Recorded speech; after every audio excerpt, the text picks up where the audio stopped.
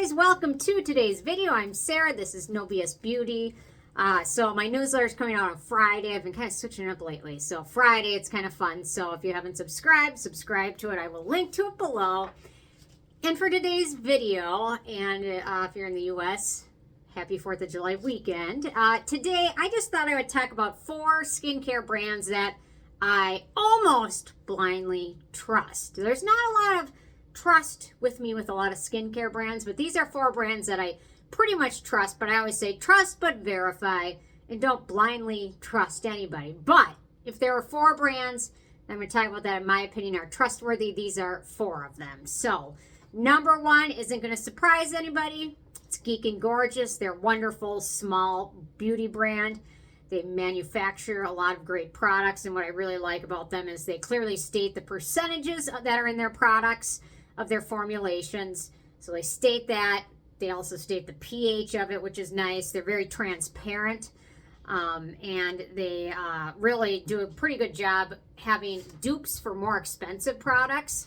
So I would say, in my opinion, their vitamin C serum, their C Glow serum, is a pretty darn close dupe to the SkinCeuticals vitamin C serum. That's upwards of $200 some. And to top it off, Geek Gorgeous manufactures their vitamin C serum fresh weekly, so you know it's going to be nice and fresh by the time you get it, and it'll last a long time. Whereas with SkinCeuticals, I think they got so big, and they're owned by such a huge company, I think they have problems keeping their stock fresh at all these locations where they're sold, because they're sold they're sold everywhere. They're sold at med spas, they're sold on Derm Store, they're sold on their own website. They're sold everywhere, Amazon, all that stuff. So I think they have a little bit of a tough time keeping their products fresh. And Geek Gorgeous, at this point, up to now, I've never had an issue with that. So they're 100% cruelty free, and I think almost all of their products are vegan, with the exception of, I want to say, 1 or 2 of them. So they also support charitable causes, which I like. Geek Gorgeous also is just a great brand overall. Their products are pretty straightforward, what it hopes to achieve, the ingredients in it, and the price aren't ridiculously expensive. I also love their liquid exfoliant line. Their retinoids are great.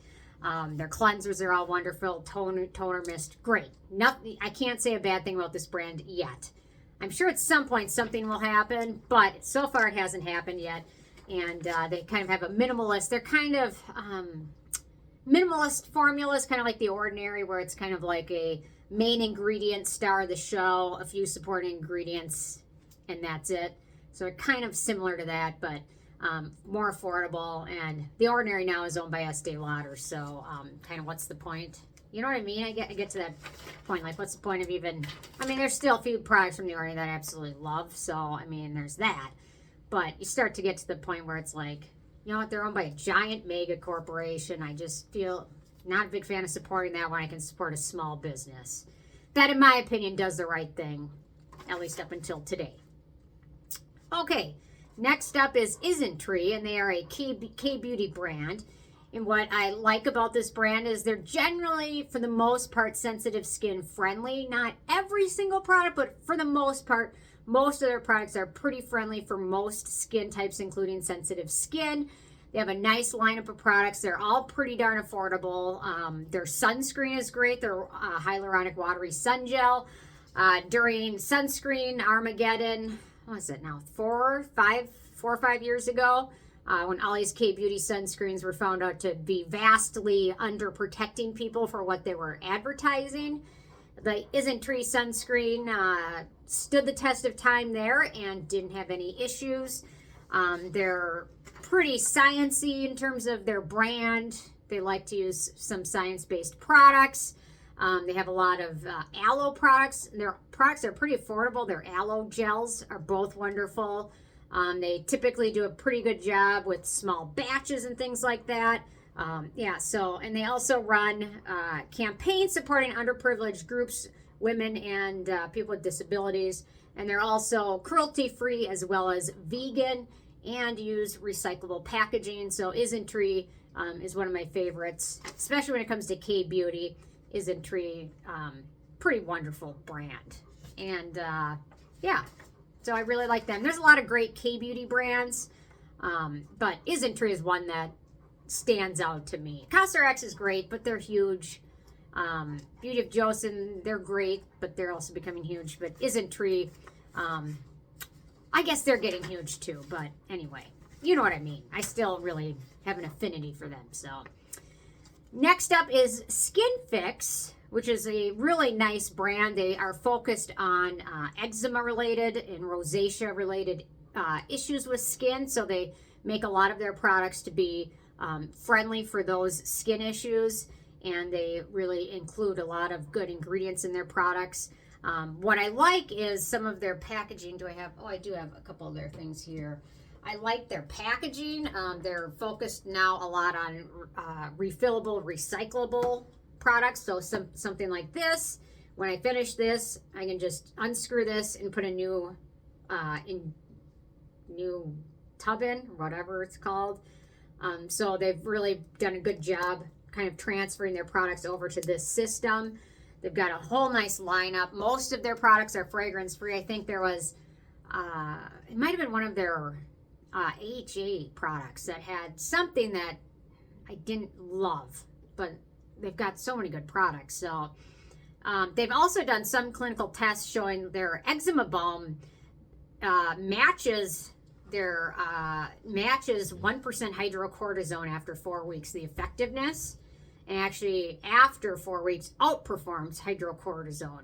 And if you know anything about hydrocortisone, you don't want to use it on your skin a lot. I think I have a tube of it somewhere just for like occasional, I don't know, if a bug bites me or for occasional little irritations. I don't know. I trim my dad's rose bushes. Sometimes I will get into something that hurts and I'll apply this occasionally. When I first got into skincare, the first year I did a full empties. 1 year of empties, I think I went through like 4 or 5 tubes of cortisone. And cortisone on an occasional basis is fine. However, using it on a regular or daily basis is not good for your skin and can actually cause more damage. So if you use something like this once or twice, maybe up to a week, but anything more than that, you don't want to do it. So some of their products are nice alternatives to that. Their body products are wonderful. They typically, again, avoid a lot of harsh ingredients, fragrances, preservatives, things like that. Their recyclable program has done a great job. So packaging updates include recyclable materials and the use of PCR plastic with options for recycling small components at Sephora, which is nice. They're cruelty-free and never tested on animals, and they offer a fully range of fully vegan products as well. So they're wonderful brand. Highly recommend them. They are on the more pricey side, but they've got a lot of good options, and it's good for your skin. Most of their products are. Okay, last but not least is Stratia. I really respect this brand. The founder of this brand really started up just a totally small business, doing it in small batches. And she was really kind of somebody that was very enthused by skincare and really into the process of it, and kind of just started making it herself and ended up really doing a lot of research on different materials and ingredients, formulation science.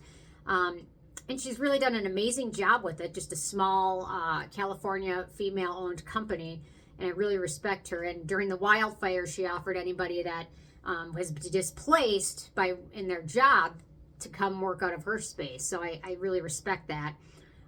Their products are very, again, transparent, very similar with Geek and Gorgeous. They list the ingredients, what it does, and they don't do a lot of like fear-mongering, things like that.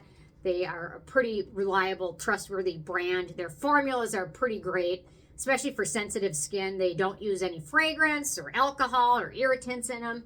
They're just a really wonderful small brand. They're cruelty-free. They're made in small batches in Los Angeles. I knew it was California, Los Angeles. They've, over time, kind of revamped some of their packaging and things like that. So if you watch my video, I put my friend on their retinoid product to start with helping with fine lines and wrinkles and things like that. And so far, so good. Stratia does a really great job. They've taken accountability. They had one slight issue years ago with a cleanser. Cleansers are unique because they're typically stored in our shower where it's very moist, dark, and not dry, moist and dark, which are great conditions for mold and things. And they had a slight issue with that, and they took accountability fully and even offered to purchase anybody whose batch was affected by this cleanser of their choice, even if it wasn't their brand. So I highly respect that, taking accountability and ownership over an issue, and really, really heartfelt and really took it to heart, and since then have not any issues. So these are brands, in my opinion, I almost blindly trust, because I don't blindly trust anybody, even my dogs, especially them. But you know what? If you've watched my channel, you know what I mean. I almost blindly trust them, but I don't even blindly trust myself. So anyway, yeah, curious if there's any brands you blindly trust, and if so, why? Leave your comments below. Very curious, and I thank you so much, and I will see you guys later. Bye, guys.